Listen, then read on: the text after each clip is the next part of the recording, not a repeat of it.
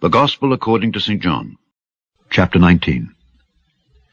Then Pilate therefore took Jesus and scourged him. And the soldiers platted a crown of thorns and put it on his head. And they put on him a purple robe and said, Hail, King of the Jews! And they smote him with their hands. Pilate therefore went forth again and saith unto them, Behold, I bring him forth to you, that ye may know that I find no fault in him.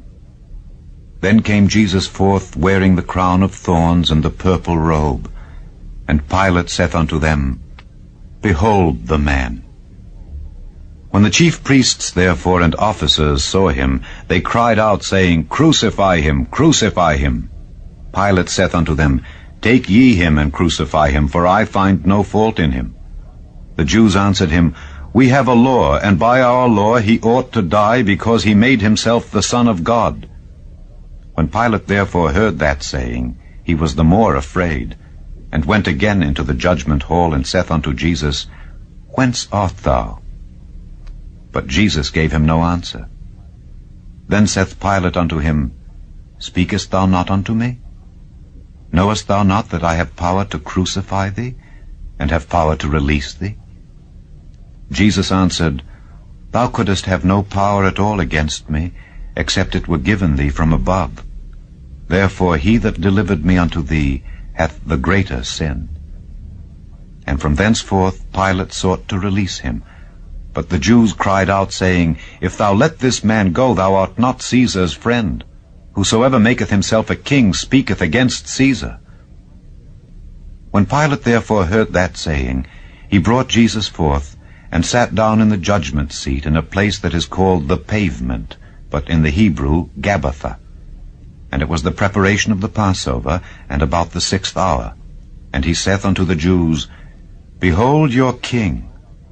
But they cried out, Away with him, crucify him. Pilate saith unto them, Shall I crucify your king? The chief priests answered, We have no king but Caesar. Then delivered he him therefore unto them to be crucified. And they took Jesus, and led him away. And he, bearing his cross, went forth into a place called the place of a skull, which is called in the Hebrew Golgotha, where they crucified him, and two other with him, on either side one, and Jesus in the midst. And Pilate wrote a title, and put it on the cross, and the writing was, Jesus of Nazareth, the King of the Jews. This title then read many of the Jews, for the place where Jesus was crucified was nigh to the city, and it was written in Hebrew and Greek and Latin. Then said the chief priests of the Jews to Pilate, Write not the King of the Jews, but that he said, I am King of the Jews. Pilate answered, What I have written, I have written. Then the soldiers, when they had crucified Jesus, took his garments and made 4 parts, to every soldier a part, and also his coat. Now the coat was without seam, woven from the top throughout. They said therefore among themselves, Let us not rend it, but cast lots for it, whose it shall be. That the scripture might be fulfilled, which saith, They parted my raiment among them, and for my vesture they did cast lots. These things therefore the soldiers did.